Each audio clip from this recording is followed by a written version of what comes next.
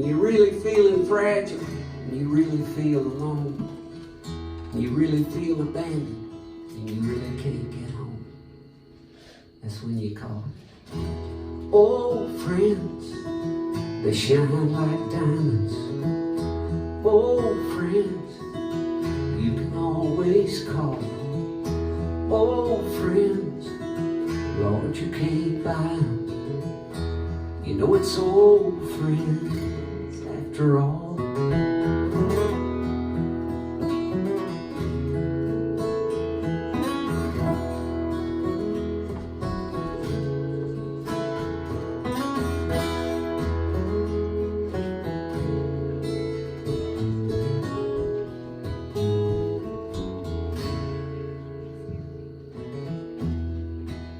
And when the house is empty and the light begins to fade, and there ain't nothing to protect you but the window shade, when it's hard to put your finger on the thing that scares you most, and you can't even tell the difference between an angel and a ghost, that's when you better call. Old friends, they shine like diamonds. Old friends, you can always call. Old friends, Lord, you can't buy them. You know it's old friends after all. Yes, it's old friends. They shine like diamonds. Old friends, you can always call. Old friends, Lord, you can't buy them. Yes, it's old friends after all.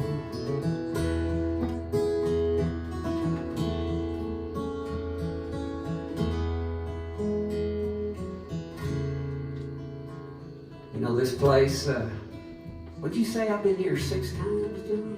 Yep. Well, no wonder. No wonder I look out in the crowd and it feels like family here. So many familiar faces. And forgive me if I don't remember all your names, but I see a whole lot of familiar faces in there. Bunch of old friends is what I see. Why don't y'all sing a little with me? Old friends, they shine like diamonds. Old friends, old friends, you can always call. Old friend, you can't buy them. Oh, you can't buy them. You know it's old friends. Let's do it one more time. Old friends, they shine like diamonds. Old friends, you can always call. Old friends, Lord, you can't buy them. Yes, it's old friends after all. Old friends, they shine like diamonds. Old friends, you can always call. Old friends, Lord, you can't buy them. You know it's old friends after all.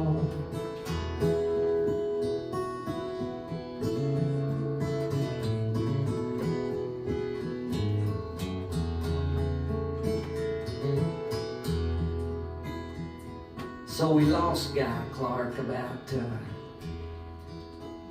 going on 3 years, I think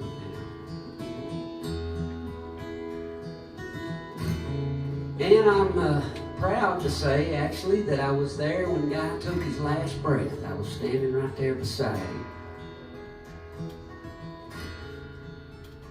The crazy thing is, you know, you saw my imitation of Guy. I can't even quote Guy Clark without putting my hand up there, because Guy always had that cigarette fire. Always had that thing lit. And that morning, it's about 5 o'clock in the morning when Guy took his last breath. And I don't know what came over me, but I had cussed him so many times about his smoking. Every time we'd climb in a rental car, or get in a little tiny green room or dressing room, guy would fire that thing up and I'd be sucking that smoke down and choking, and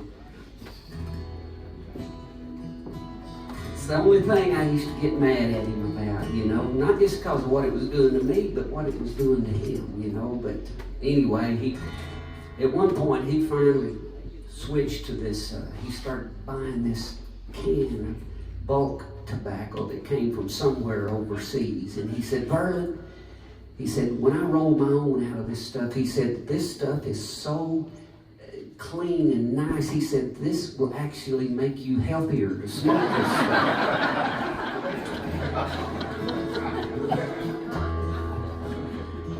I started thinking about all that.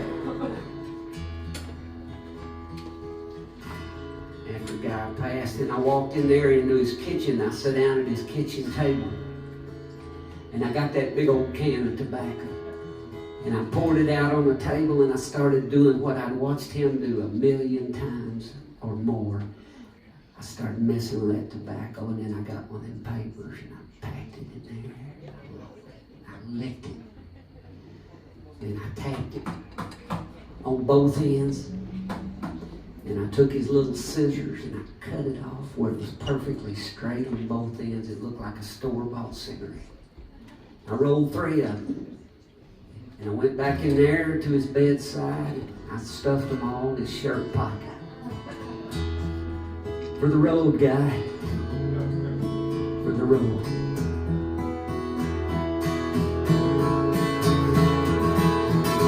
Old friends, they shine like diamonds. Old friends, you can always call.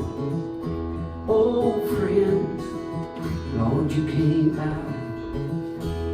You know it's old friends after all.